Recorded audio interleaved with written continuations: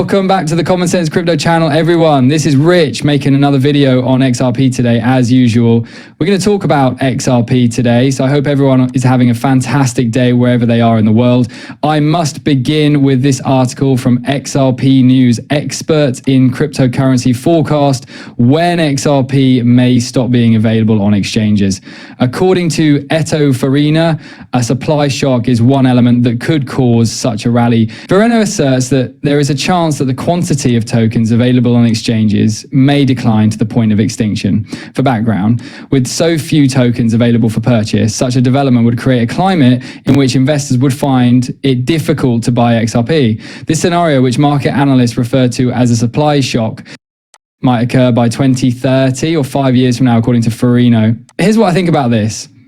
Exchange reserves for XRP are already running low. Liquidity pools and institutional adoption are now being introduced, and we are beginning to notice the first indications of this. It will occur prior to 2030. It will probably start to have a significant impact on the amount of XRP in circulation. When banks begin to rush to this coin, all other institutions will follow suit. You must keep in mind the purpose for which XRP was created. It's designed to transfer money or valuables quickly and affordably, and that's revolutionary since everything is currently highly costly and advances very slowly.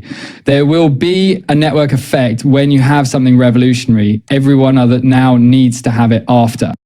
One bank and one business start utilizing it. For this reason, I said, I believe it will occur well before 2030. An official at Ripple predicts a $50 trillion 0 cents market. This is from Reese Merrick then. By 2032, he predicts more than $50 trillion 0 cents. The market for B2B cross-border payments reached $31 trillion 600 billion 0 cents last year. And we predict that it will expand by 58% over the following 7 years. Here's how I also view this though. Cross-border payments are only one feature of XRP. You must begin examining tokenized assets and value that are distributed throughout the XRP ledger. Additionally, the ROUSD will increase the volume of many current transactions and you introduce micropayments, which we do not yet have. Imagine being compensated for each minute spent at work. While you are there, the money is simply streamed to you until you clock out at the end of the day. Instead of paying for subscriptions, consider paying for each movie separately. It will provide access to a whole new realm of payments that are currently unavailable to us. Once more, that will occur before to 2032. That will be available to us in the upcoming years. The younger, impatient generations of digital natives expect banks to pay them instantly. This is from the mythology of Blue Hawk. And this is what will propel the widespread use of XRP. The universal desire for immediate satisfaction. They demand real-time settlement and payments, and if the bank isn't providing it, they'll look elsewhere for a cash app or another solution. The banks are therefore forced to move forward. You are currently waiting 3 to 5 days to send a wire transfer. But the money doesn't even leave your bank account if you make a purchase on Friday till Monday, and if the weekend is a holiday, it exits the bank on Tuesday. People want real-time updates on everything. It will therefore occur well before 2030. As it debuts in the AI crypto sector, Grayscale lists XRP as a currency alongside Bitcoin. XRP is the bridge currency of the globe, not just a money. In addition to being a utility token, it can bridge anything of value. In my opinion, XRP is not even comparable to Bitcoin. Bitcoin didn't work. In every place where Bitcoin failed, XRP is thriving. The technology is old. Bitcoin is the horse and buggy and XRP the Ferrari. The Ripple case has taken an odd turn. The 5-page screed that a random person filed in the SEC v Ripple litigation has nothing to do with the case's facts. Just outrageous allegations, no standing, no legal arguments. The filing's examples. You have all been duped, and this whole thing is a puzzle, and the secrets are opening. The fourth dimension is XRP. The court is complicit in the fraud. The submission to the federal docket was exactly that. Strange players have attempted to take over the XRP story before, but this attempt is completely fresh. Why now? Who benefits from this? And why are such filings permitted at all? Remember that not all filings are what they seem. The majority of the XRP community will tell you that this case was a scam from the start. It's as though we are all featured in a movie and end up wealthy. However, there are story twists and dramatic moments along the way, such as in the SEC versus Ripple case, and there's always a wait. Everything seemed to be on the verge of happening. Oh, we were delayed once more. I believe that we have reached the end of this and it is time for it to all be over.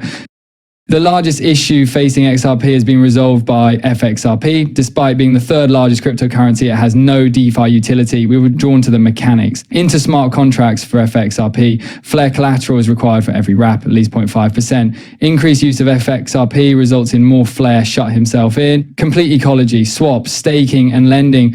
For years, we owned XRP, but it did nothing but sit there and earn nothing. Finally, we can use it while the collateral system generates ongoing demand for flares. This is true economics driven by sheer utility, not hype. We've been waiting for this unlock. This is what's happening. Flare developed a technique that gives XRP more use while simultaneously giving users an incentive to hold Flare. I like this concept as a whole, because this leads us to the path of generational riches, passive income, and making money from your XRP rather than letting it sit idle. Additionally, you will be making more money as XRP's price increases. I like this because of that. I never sold my Flare. It's nothing but a huge hoax, I kept seeing people claim. They can't even get the airdrops right. Come on, now everything is fitting together like we always anticipated. Therefore, it's possible that those who are discarding their Flare and putting it in a Solana and other places are purchasing Flare once more. The source of this is Brad Garlinghouse. I'm happy to work with you in this field, David Bailey. I would like to express my gratitude to Brad Garlinghouse and Chris Larson for showing compassion by giving the Bitcoin community the skull of Satoshi, says David Bailey. Very admirable of them. Additionally, I appreciate that they recognize the environmental benefits of Bitcoin mining. It will act as a reminder of the tenacity and solidarity of the Bitcoin community while on exhibit at the Bitcoin Museum in Nashville. To the moon. Some have now claimed that Brad gave the Bitcoin community the Trojan skull.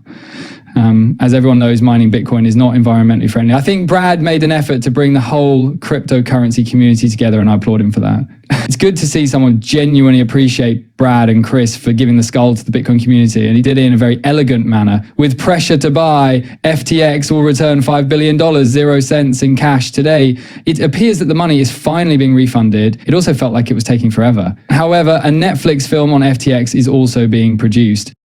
Anticipate a lot of lies and dishonesty to be avoided. They selected Julia Gardner as Caroline Ellison and Anthony Boyle as Sam Bankman-Fried, and I'm confident they won't discuss the money laundering. I believe they could have gotten whoever cast this. I will watch this Netflix film when it comes out, even though they could have chosen better actors to play these two. Since it's related to cryptocurrency, wish to find out how many facts it contains. Will they have the location where Sam Bankman-Fried met with all of these senators in Washington? They will definitely eliminate that as well. Additionally, they will highlight how Gary Gensler was ignoring FTX and giving them a free pass before it crashed. However, this ought to be quite captivating. Additionally, on June 28th, Thailand would prohibit Bybit, Timex, and other cryptocurrency exchanges. This is what I've been warning you will happen.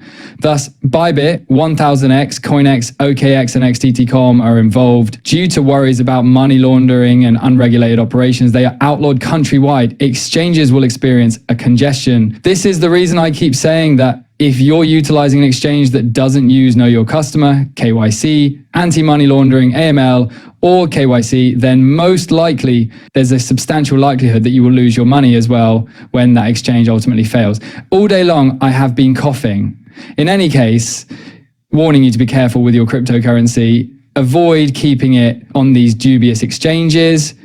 Transfer it to your wallet. You don't go to the shop to buy groceries and then leave them there. Don't purchase your cryptocurrency on one exchange and then leave it there. We've gotten too close. None of you should lose your cryptocurrency. In my opinion, I wish for you to achieve financial independence. The majority of individuals who create videos don't give a damn about what you do with your cryptocurrency.